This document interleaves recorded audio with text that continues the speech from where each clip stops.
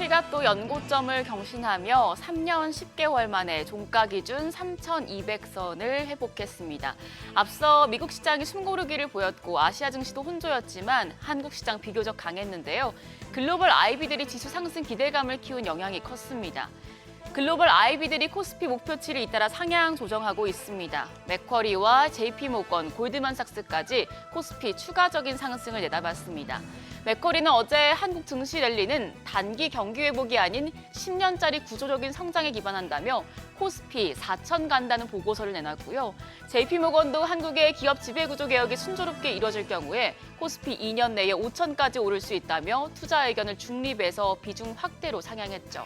여기에 골드만삭스도 지난 11일 보고서에서 코스피 전체 주가 수익 비율 PER이 여전히 신흥국과 선진국 대비해서 저평가 구간에 위치해 있다면서 코스피 12개월 목표치를 3,500으로 상향한 바 있습니다. 이렇게 외국계 투자은행에서 국내 증시 상승 전망을 잇따라 내놓자 코스피 기대감이 자연스레 커졌습니다. 그러면서 코스피 0.8% 올라서 3,202포인트에서 마감하는 모습이었고요. 반면 코스닥은 0.1% 하락하면서 6거래일 만에 약세로 마감했습니다. 주도 업종들에서 매도세가 나온 영향이었습니다. 코스피는 글로벌 IB들의 긍정적인 분석에 외국인 수급이 유입됐습니다. 외국인 유가증권 시장에서 3,500억 원 가까이 순매수하면서 지수 3,200 돌파를 만들어냈습니다. 반면 기관이 949억 원 팔아냈고 개인도 3,350억 원 순매도했습니다. 코스닥 시장에선 메이저 수급주체 양매도가 나오면서 지수가 쉬어갔습니다. 외국인이 1,500억 원 가까이 순매도했고 기관도 412억 원 팔자 포지션 취했습니다. 여기서는 개인만 홀로 2천억 원 넘게 순매수했습니다. 코스피 시총 상위단에선 SK하이닉스가 30만 닉스를 회복했고 지주사와 증권주, 보험주 등이 정책 기대 강세를 이어갔습니다. 그리고 자동차 대표주들이 도널드 트럼프 미국 대통령의 관세 협상 언급에 움직였습니다. 현대차가 4.3%, 기아가 2.1% 상승세 보였습니다.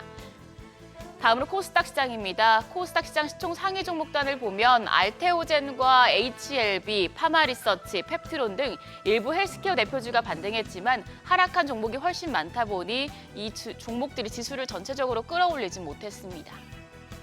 환율은 1,380원대까지 상승했습니다. 정규장 마감 시간 기준 5원 80전 올라 1,381원 20전에 거래를 마쳤습니다. 미국의 상호관세 영향이 계속되며 환율 상승세가 이어지고 있습니다. 환율 야간 거래에서도 트럼프 대통령의 전방위 관세 위협을 주시하면서 1,380원대가 지지됐습니다. NDF에서 새벽 6시 기준으로도 환율 1,382원 50전을 기록했는데요. 오늘도 환율 상승 압력을 받으며 출발하겠습니다. 어제 장 마감 이후에 나온 증권가 리포트 정리했습니다. 증권과 자동차 업종에 대한 비중 확대 보고서가 나왔습니다. 하나증권은 증권 업종에 대해서 투자 의견 비중 확대를 제시하면서 커버리지를 게시했습니다.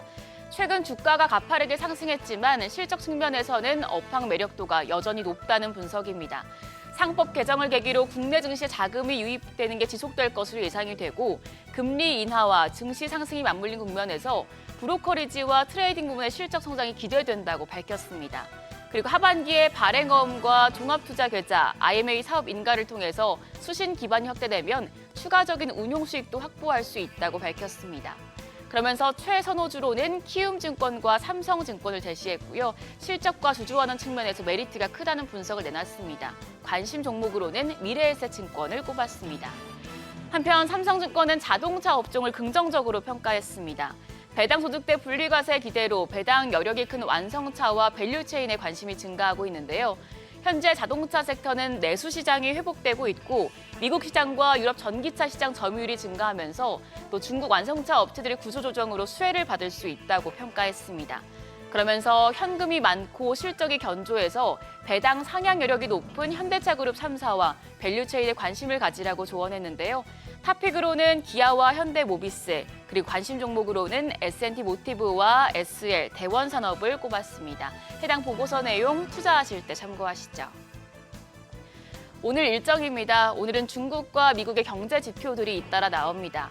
그리고 자동차, 사이버 보안 및 소프트웨어 공급업체 아우토크립트가 코스닥 시장에 상장합니다. 새내기주 주가 추이도 살펴보시죠. 한편 어제 시간외 거래에서는 비트코인 관련주가 강했습니다. 비트코인 가격이 상승하면서 12만 3천 달러 선까지 기록했다가 다시 숨고르는 모습을 보이고 있는데요. 비트코인 관련주들 오늘장에서도 영향을 받을 것으로 보입니다. 그럼 프리마켓 통해서 개장 전 분위기 가늠해 보겠습니다. 간밤 뉴욕 증시 배드이즈 굿 장세였죠. 트럼프 미국 대통령이 주말 사이에 유럽연합과 멕시코 등의 추가 고율 관세 부과 가능성을 내비쳤지만 또 트럼프 대통령이 여전히 무역 협상에 열려 있다는 발언을 내놓자 뉴욕 증시 상승하는 모습을 보였습니다. 지금 유가증권 시장 일단 프리마켓에서는 SK 하이닉스 제외하고 나머지 종목들 상승하고 있습니다. 삼성전자가 0.16% 오름세로 62,600원, SK 하이닉스는 0.83% 하락하면서 30만 닉스 내줬습니다. 29만 7천 원에 거래되고 있고요. 삼성 바이오로직스가 0.58% 강세, LG 에너지 솔루션이 0.8%, 0.63% 오름세입니다. 현재 거래가 31만 7천 원이고요. KB금융이 0.51% 오르면서 프리마켓에서는 11만 9,100원대 거래되고 있습니다. 이어서 코스닥 시총 상위 5위까지 살펴보시죠.